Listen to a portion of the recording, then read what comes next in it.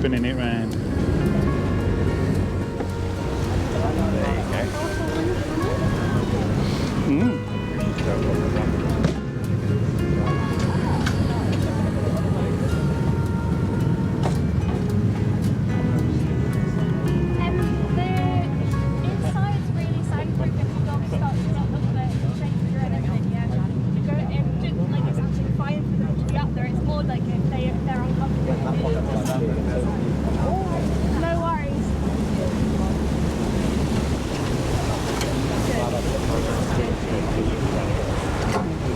Well, good afternoon everybody.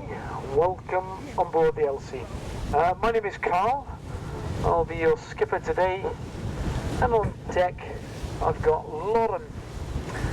Now I just need to quickly run through the emergency procedures and a few domestics.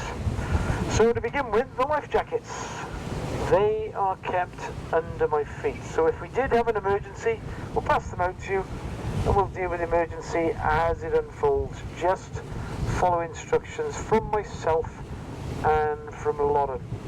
Now if we do need to abandon ship this afternoon, so this will be our Titanic moments, minus any icebergs of course, then we'll deploy one of our life rafts and pull that alongside the vessel. It's the same height as the deck at the back of the boat, and we simply step across from one to the other. So it's a very straightforward procedure to abandon ship. Right, that's the end of the doomy gloomy bit. Now domestics wise, we're doing tea, coffee, hot chocolate at the front of the boat, and we have a selection of wines and beers and spirits and malt whiskies on board as well. So if you want to slip a brandy or a Baileys into your hot chocolate or your coffee, we can do that for you. We get through a lot of Baileys on this boat, gallons of it. And we've also a basic selection of crisps and chocolate bars and biscuits. We do accept credit cards on board as well as cash. If you need the restroom, the toilet is at the back of the boat on the right hand side. Please be aware, boat toilets are slightly different to land toilets. So, when you flush the loo, I need you to hold the green button in for 15 seconds at least. So count to 15, or sing happy birthday, one or the other. There's a single road up the glen, so once you're on it, you can't get lost, and the road starts from Fort William. So stick that into Google Maps, Ben Nevis, and that'll get you there. About halfway up the glen, the road crosses a narrow bridge. And under that bridge are two stunning waterfalls. Good photo opportunity there. Jump back in your car. If you haven't got a car, jump on the minibus service that runs every hour from Fort William bus station. They drop you at the lower falls. If you're on foot, then walk the second half of the glen up the new footpath at the side of the river. It's a beautiful walk, it's absolutely stunning. By car, drive up the glen through the ancient Caledonian forest to the very top. So the whole drive is about 10 minutes in a car. It's right on the doorstep. At the very top of the glen is a big car park. You'll be pleased to know it's free parking. I like free parking, hate paying for it. And out to the back of that car park is a very obvious footpath that takes you through a narrow gorge. It's supposed to be the most stunning 30 to 40 minute walk in Scotland. Quite a claim. The path is level, gravelled, paved, a little bit rocky in places, but families with young kids go along, it's steady.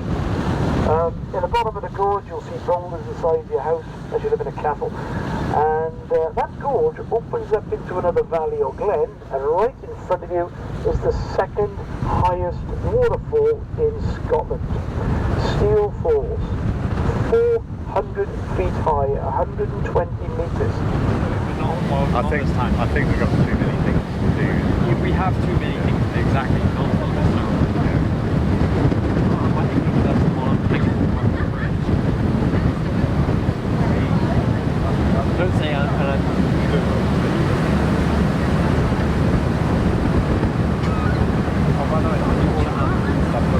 make sure it's not on the other sky.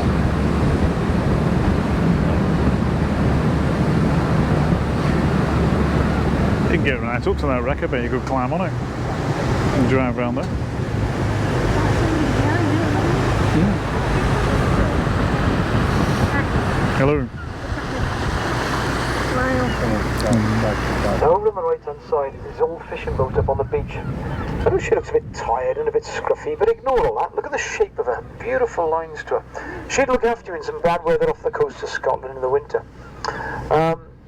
She was built as a herring drifter back in the 70s on the east coast of Scotland. And herring drifters carried miles of nets on board. The nets had floats on one edge and weights on the other, so hung as a curtain in the water. And once the net was deployed, she simply hung on the end of it and drifted with it for a few hours while the herring did their bit. Swam into the net, got their gills caught in the mesh, and then the net was hauled in. You just shook the net and the fish dropped out onto the deck and into the hold. The reason she's stranded up on the beach there is in 2011, an horrendous winter storm drove the seawater in this loch meters above its maximum height. So, if you'd have been stood on the pier that day waiting to get on the boat, the water would have been over your head. It was a pretty major surge, and it stayed in for hours. Anyway, she broke a mooring and got washed so far up the beach.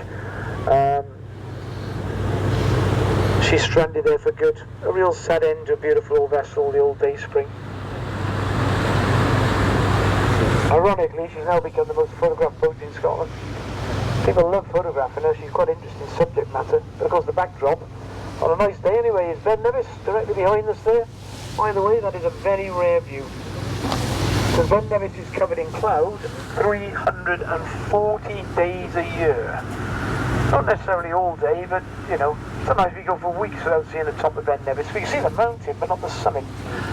So it's nice to see it completely clear at present. Not sure for how much longer today, because we've got a weather front coming in, which is why it's all changed from blue sky to all cloudy. It's supposed to be torrential rain at 8 o'clock tonight, but they keep changing the forecast and they keep changing it in our favour. So the rain might not quite make it before William.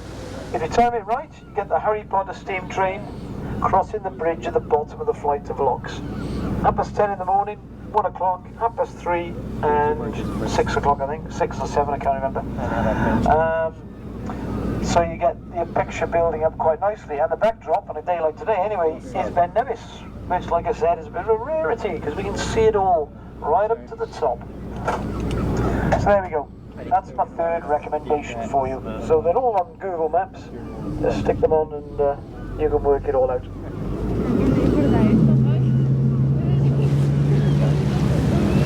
So can you write on your videos? Hmm? Can you write on it? Yeah. Like points? Yeah. Ben Nevis. Yeah, of course.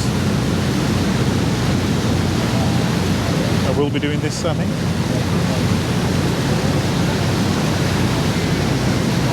See, I've come out our little boat bounce.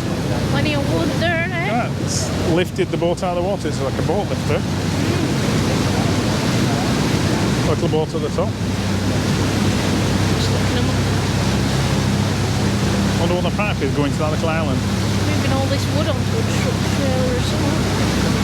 Yeah, they'll be selling it. No smoking on that boat. Yeah, no Big smoking there. letters.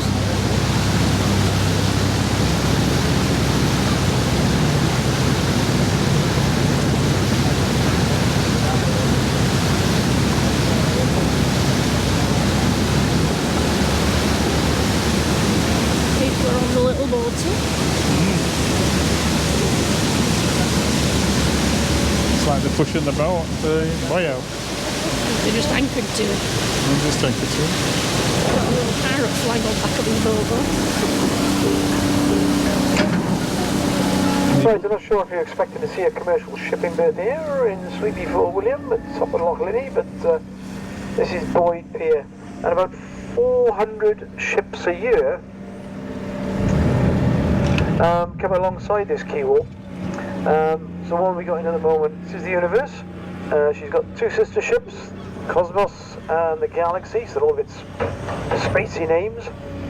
And what these tiny ships do is they can access all the remote sea lochs of Scotland and extract timber for the Forestry Commission. Now these guys use 1/100th of the fuel used by a fleet of lorries to transport timber from a remote part of Scotland back here to the lumber yard.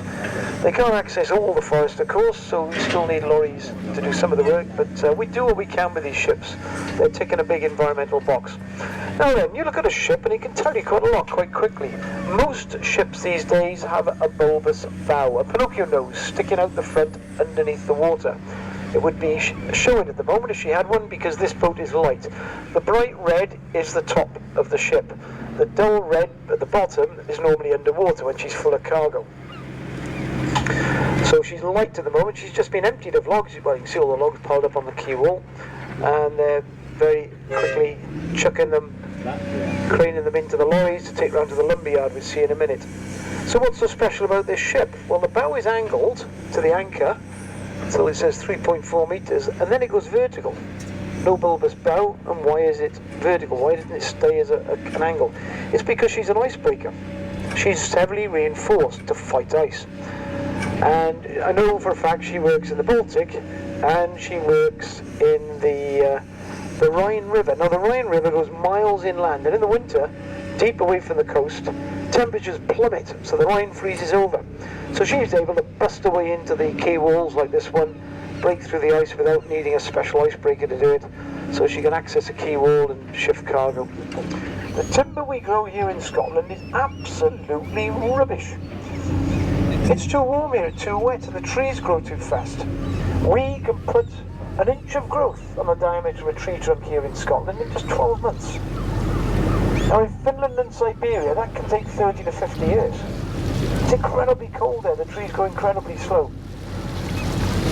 So their timber is red, it's hard, it's resilient, ideal for making exterior doors and windows and furniture and high quality products. But how ironic, we send a lot of our rubbish wood to Finland. Not because we don't like them, but because our wood is white, and they make a lot of paper out there. They need our white wood for that. They can't use theirs, it's too red and too hard. So the timber going in two directions across the North Sea.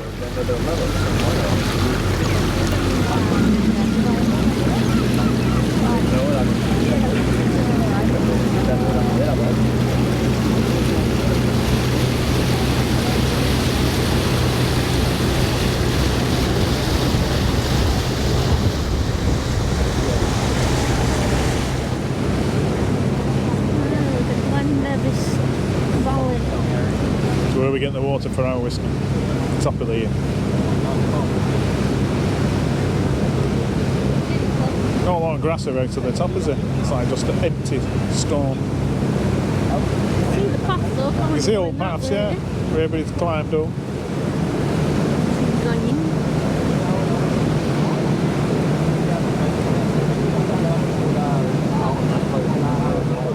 This is what we've been living here in Scotland for the last couple of thousand years. Now this building has been altered for modern living standards, so let's get it back to the original Black House. So we can start with getting rid of that extension they've put on the left hand side. That's got to go, or our left hand side as we look at it. You can also get rid of the windows, and we need to get rid of the door out of the main doorway of the house. The chimneys and the fireplaces have got to go as well, and so has the roof, which leaves us with 4 walls 6 feet high and a centre doorway. That's it. So that's the Black House. And there were tens of thousands of these all over the Highlands. Now originally they were dry stone wall buildings, so there's no lime mortar holding the stones together. And the Highland cows they kept, they love scratching their bums on the cornerstones of buildings. And they'd knock the stones out and then your house fell down. So they used to round the corner of these buildings to stop the cows doing that. And older, rarer black houses have rounded corners.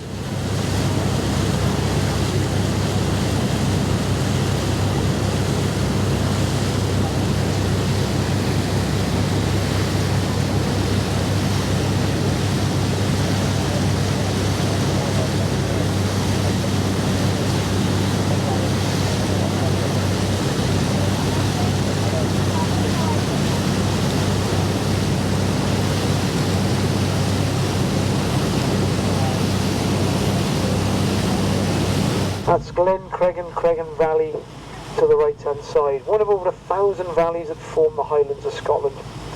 Created by glacial activity, of course. Now the last glacial period finished about 10,000 years ago. The ice, which was anything between 3,000 and 6,000 feet thick above our heads here, wiped the landscape clear of any vegetation and soil. So once the ice melted back 10,000 years ago, Scotland was bare. And it was slowly recolonised by what we call the ancient Caledonian Forest of Scotland. Now this forest extended from sea level to 4,000 feet up the hillside. So every single mountain around us was covered in trees, right up to the top.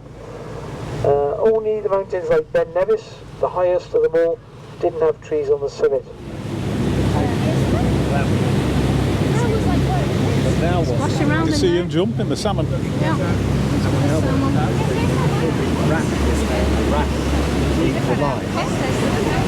Look at him jumping, them salmon. No, it's not that. Okay, we're just coming up alongside the salmon farm next. An industry was actually invented here in Scotland back in the early 70s. 3 guys, quite local to us here, created a netted cage, filled it with young salmon, started feeding them, and everybody laughed at them and said, what a stupid idea, farming fish. But here we are, 50 years on, it's a global operation. Here in Scotland alone we employ 18,000 people around the coast, and the industry brings in £1 billion a year to the Scottish economy. That's one of the feeder heads spinning there in the middle of the cage, connected with a pipeline back to the shore. So they use compressed air to blow the food pellets across here to the farm. One pipe for each cage, and each pipe has a nozzle on the end of it. That one's spinning, chucking the food all over the place. Now commercially, these salmon are actually reared to begin with on the mainland in freshwater tanks. So the salmon eggs will hatch to produce what we call parr. The parr will live in fresh water for about 6 months, and then they're able to tolerate or transition to salt water. So they'll now be referred to as smolt, and they'll remain here on a farm as smolt in a saltwater environment for about 2 years. Now once they've matured, the fish will be harvested by a specialised ship called a wellboat. The wellboats can vacuum up live salmon through the pump system without damaging them. So they'll transport the fish around the coast of Malay, pump them back ashore into the processing plant to be instantaneously stunned, gutted, filleted and put on the racks for smoking. So commercially we can produce a salmon from start to finish in about 2.5 years. Pretty quick when you think a wild salmon will take 6 to 8 years to mature in the North Atlantic, then come back here to Scotland to spawn in one of the rivers.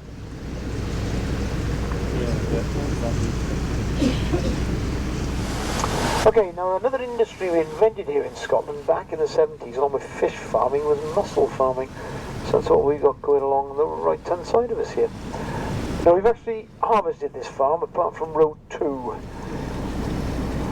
So road 2 you can see it's got lots of buoys on it and they're almost submerged. That's just purely from the weight of the mussels, and if they don't hurry up and harvest this lot soon they're going to lose the lot. Because once they drop down to the seabed's covered in starfish, they'll crawl onto the mussels and the ropes and they'll just slowly go along, prizing all the mussels open with their hydraulic system and devouring the contents of the mussels. And they can actually wipe out the farm quite quickly. So we've got thousands of vertical ropes hanging down off these buoy systems, and in the water are microscopic mussel larvae. And they attach to the ropes, filter, feed and grow, and within 2 years they're fully mature, they're harvested, and then the ropes put back and the whole process starts all over again. Very environmentally friendly mussel farming. Yes, No artificial feeding or seeding involved, all just natural growth. And of course we've got millions of mussels on this farm, and every 24 hours each individual mussel is going to filter feed 1/3 of a tonne of water. Wow. So we're filter feeding about a couple of million tonnes of water here a day, or every 24 hours, which is pretty cool. The rocks ahead of us on the left hand side, we're looking at 2 types of seals here, Atlantic grey and common seals. And they're very easy to tell apart. We're going to use facial recognition just like the government. The Atlantic greys to begin with, they have a long snout like a dog, bit of a Roman nose, absolutely pig ugly, which is why in the old days they were called sea pigs. Now we only get about 3 or 4 here in Loch Linnhe on the rock. We've only had one today. The rest of the seals here in Loch Linnhe are common or harbour seals. Now these guys have a hollowed out face when you see them side on. They're very cute, very pretty seals. Now the seals have been out hunting for mackerel and herring. If they catch a few kilos of fish, they'll come back to this rock and digest that fish efficiently out of the water for 24 hours. You see, if a seal stays in the water, water conducts heat 24 times more efficiently than air. So even on a bitterly icy cold day, a seal is still better off out of the water than in if it doesn't need any water assistance for anything else. The problem with seals out the water like these is they're very nervous and they're very shy. And they do not like any noise or any movement.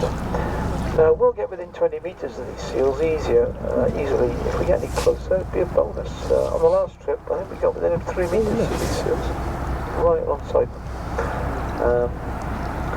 But there's two concerns I have. One is they've started to pup again on the rock. We had 8 pups here today, and if we have a fresh-born pup, we cannot afford to disturb it or the mother.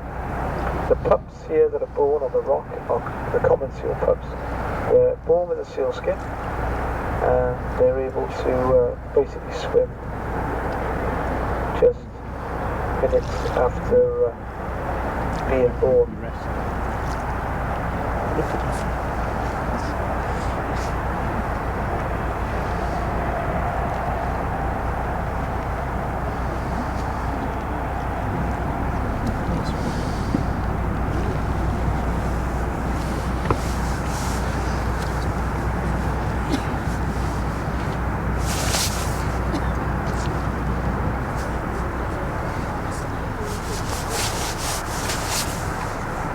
So the boat rules are very simple when we come into Black Rock here. We're going to go right round the back and come back out the front. It's deepest on the front, so we'll get alongside those in the middle there. You've just got to stand very, very still. Turn your phone onto silent. Don't move around the boat and keep it nice and quiet. If we disturb one of these seals, it panics and piles and crashes and splashes into the water, all the others follow. If there's any pups in the way, they just crush them and kill them. Which is what happened last week when a canoeist turned up. The seals saw a canoeist, thought it was an orca whale coming in for the kill, panicked. Next minute they're all piling in the water and they crushed a pup. So I don't think anybody wants to kill any seal pups today, so let's keep it nice and quiet. Once we've done the seals, I'll tell you a bit more about what they breed and feed and all the breath and all that. Be patient, it takes a minute or two to get in here. So I've got to dip in and out. It's very shallow in here. I'll be in a metre of water probably. So, but we will get you alongside. And you should get some nice close-up photographs. I just need to look out, check there's no new pups first.